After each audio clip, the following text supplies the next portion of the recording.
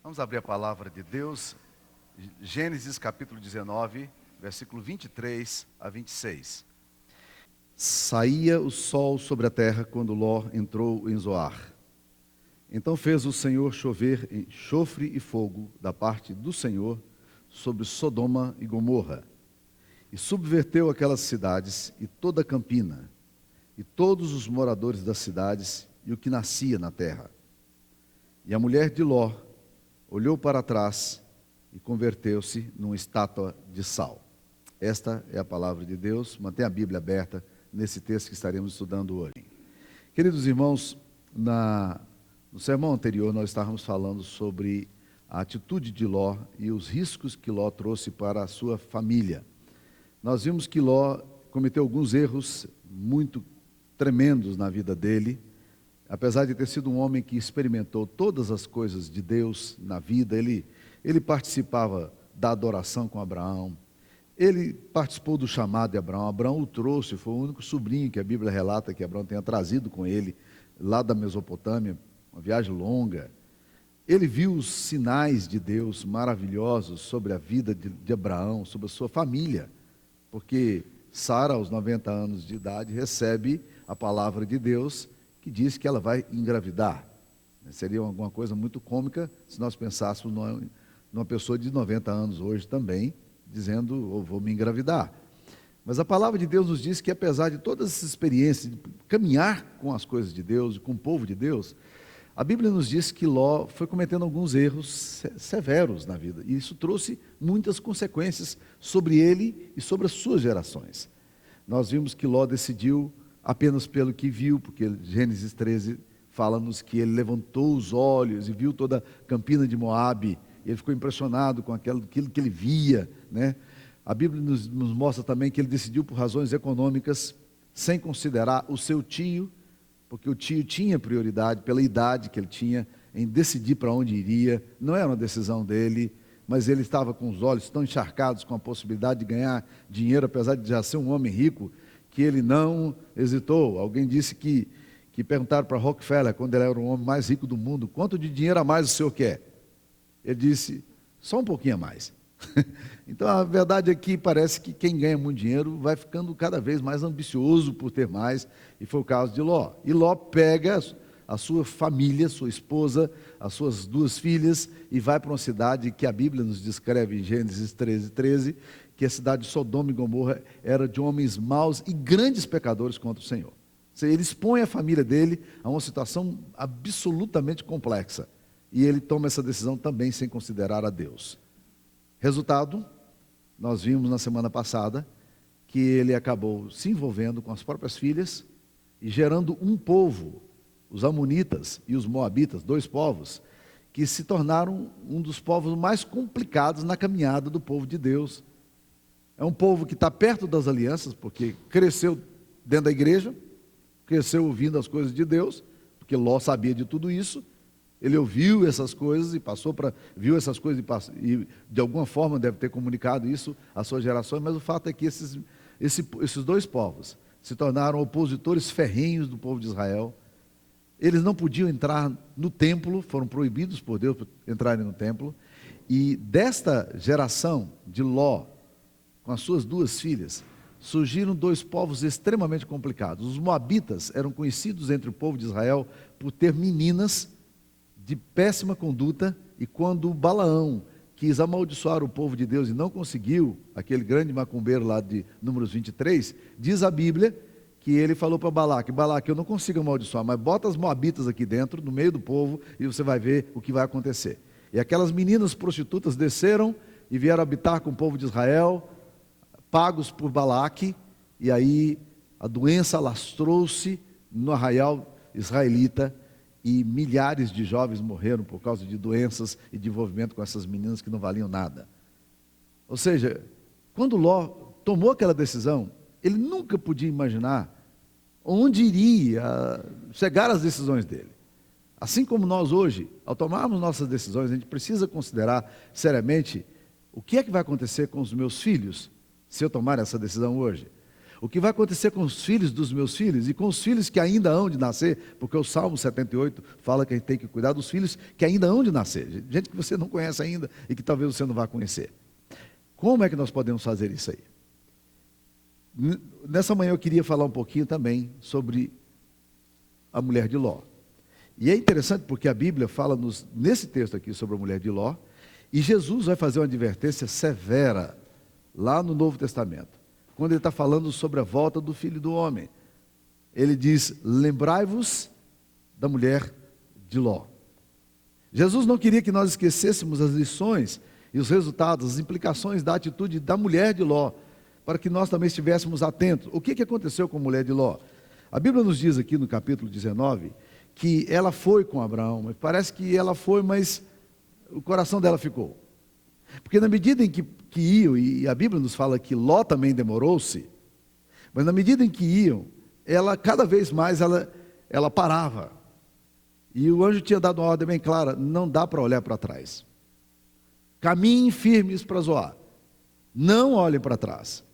E ela não resistiu, ela olhou para trás e se tornou uma estátua de sal.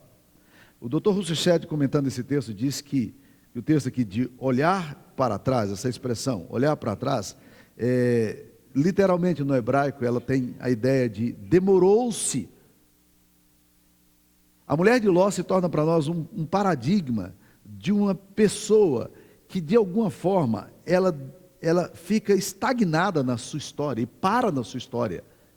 E não consegue mais avançar, porque ela fica agarrada ao passado dela. Ela fica agarrada ao secularismo da cidade de onde ela saiu. Eu fico tentando imaginar, e aqui é uma dose de imaginação mesmo, como é que deveria ser o estilo de vida de Ló, as suas filhas, a sua esposa ali naquela cidade.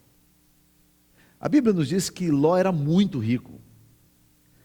Teoricamente, isso implica que numa cidade como Sodoma e Gomorra, que era uma cidade que cultivava muito essas coisas do orgulho, Ló era sempre convidado para as festas sociais. As programações sempre tinham como um dos primeiros convidados a figura de Ló. Ló era um homem que ia, penetrava nessa cultura. Que roupas essa mulher usava? Provavelmente roupas muito bonitas. Os mercadores traziam essas mercadorias de longe, muito provavelmente joias maravilhosas. Talvez um povo que tivesse até avançado um pouco mais em termos de conforto, de bem-estar.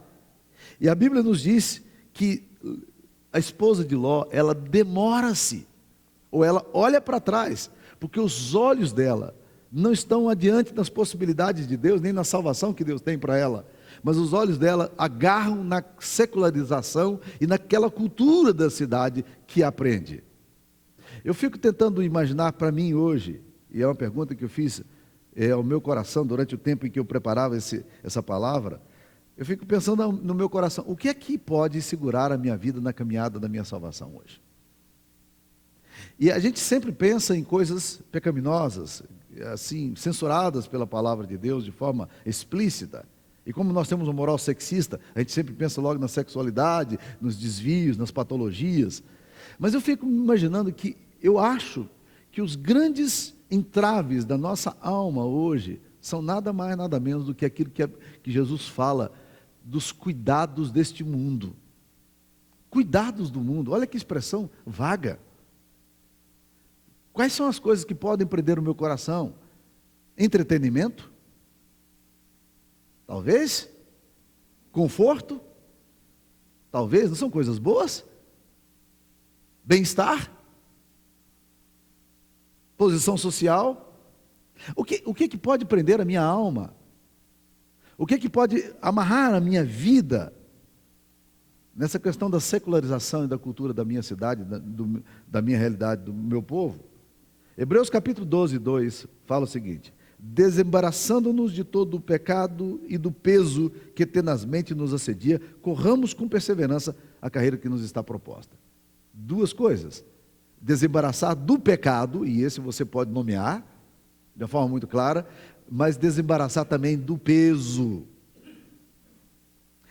Existem muita coisa que está pesando muito em nós e que está impedindo a nossa carreira cristã. Qual é o peso? O pecado é mais fácil de diagnosticar, eu acho.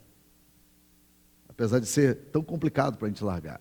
Mas peso parece uma coisa tão difícil até de mensurar. Mas a Bíblia diz, nós temos que nos desembaraçar disso, porque quem está correndo, pesado demais. Tem que simplificar a caminhada para poder seguir. A mulher de Ló foi contaminada pelo secularismo, e aquilo tomou a alma dela, e ela não conseguia mais voltar. Há um velho hino que fala assim: quantos que corriam bem, muito longe agora vão, outros correm, mas porém, sem calor, vivendo estão. A mulher de Ló, ela ficou contaminada, ela ficou presa, estagnada por causa das lembranças, por causa da cultura, por causa de tudo que ela tinha que abandonar agora, tinha que romper com isso. O que é que você tem que romper hoje para desembaraçar os seus pés? E para dar possibilidade para que você corra a vida cristã? Outra coisa que eu penso é que a mulher de Ló, ela demorou-se ou ela voltou para trás. E isso parece me apontar que quem fica estagnado perde a corrida. Não consegue completar a carreira. E sempre quando eu penso em salvação na Bíblia, eu lembro de alguns textos que nos falam de salvação, sempre comparando salvação com a corrida. E não é uma corrida de 100 metros rasos, que você bota muita velocidade, corre, e aí, ou então, não. Vida cristã é uma corrida de fundo. Você precisa de perseverança. Os corredores sabem que há um determinado momento em que o corpo parece que não aguenta mais. E aí eles vão nessa disposição, a adrenalina entra nas veias para que leva a continuar correndo. Por quê? Porque a corrida ainda não acabou. Nós estamos numa corrida de fundo, meus queridos irmãos. E nós precisamos tomar cuidado, porque quem fica estagnado perde a corrida. Olha o que o apóstolo Paulo fala: prossigo para conquistar aquilo para o que também fui conquistado. Deus já me conquistou, e eu quero conquistar aquilo que já me conquistou. Fantástica essa frase, não? Olha outra frase dele: prossigo para o alvo, para o prêmio da soberana vocação em Cristo Jesus. Olhos colocados ontem, colocados em Cristo. Em todas as cartas de Apocalipse, as 7 cartas, até 7 igrejas que receberam as cartas, em todas elas, no final, existe uma frase que diz assim: ao vencedor. Ou seja, não é quem parou no meio do caminho, mas é ao vencedor. E nós precisamos imaginar a vida cristã assim. O que é que pode estar estagnando a minha vida hoje? Impedindo de eu avançar? Medo, culpa, tristeza, amargura, fascinação das riquezas, cuidado desse mundo, luxúria, luxo, que é diferente, entretenimento, dinheiro, poder, ansiedade. Aí nessa hora a gente tem que lembrar de uma frase radical de Jesus: é melhor entrar no reino de Deus com um só dos teus olhos, do que tendo os dois seres lançado no inferno. Marcos 9, versículo 47. Essa é a frase de Jesus. Terceira coisa que a gente aprende da vida dessa mulher aqui, e a Bíblia, Jesus nos chama a lembrar: lembrai-vos da mulher de Ló. Jesus usa a mulher de Ló como exemplo para nos alertar quanto ao perigo de ficarmos com o coração voltado para coisas terrenas, nos esquecendo do prêmio celestial. Quando Jesus usa essa expressão, é até muito interessante, você pode abrir comigo lá em Lucas, capítulo 17, é muito interessante porque Jesus está falando no contexto da volta dele.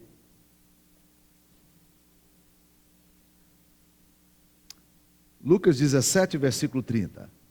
Assim será no dia em que o Filho do Homem se manifestar.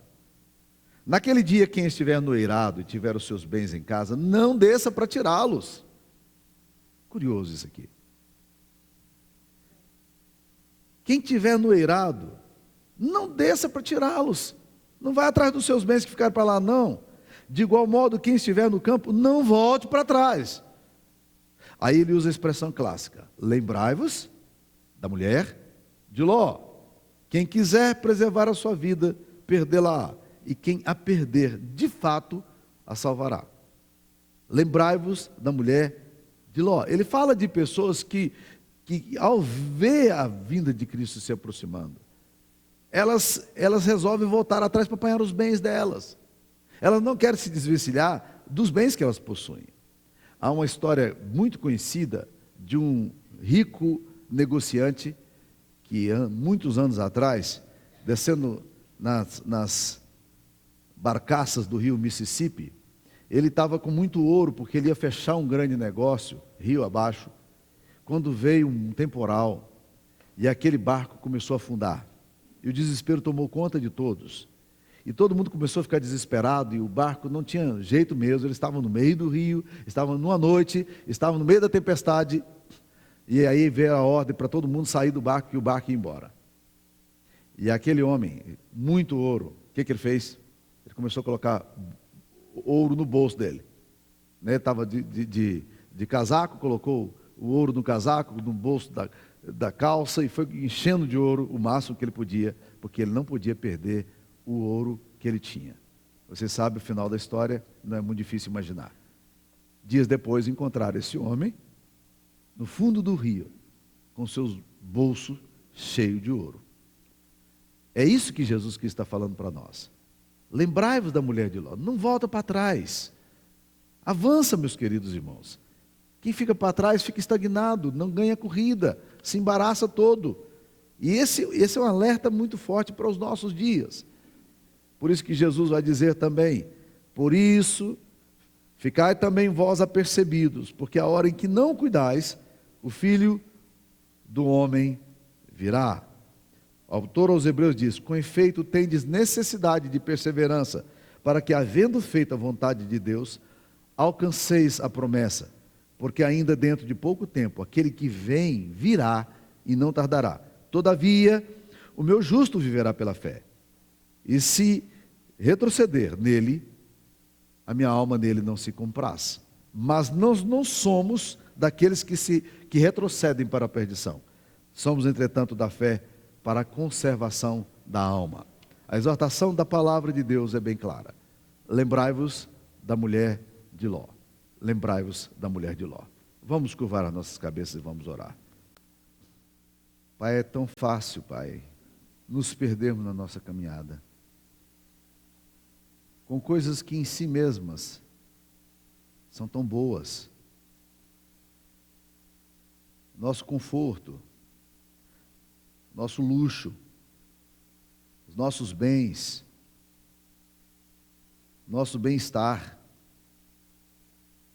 podem se tornar graves ameaças para nós, ó Pai. Podem nos levar a demorar a caminhada, ou a ficarmos estagnados no meio do caminho. Tem misericórdia de nós, ó Pai. Ajuda-nos a identificar pelo Teu Espírito Santo aquelas coisas que estão atrapalhando a nossa caminhada. Livra-nos, ó Deus querido, de, naquele dia, na hora que o Senhor vier, nós estejamos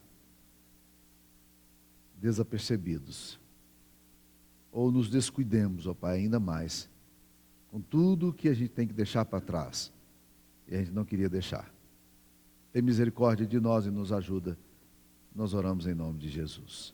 Amém, Senhor.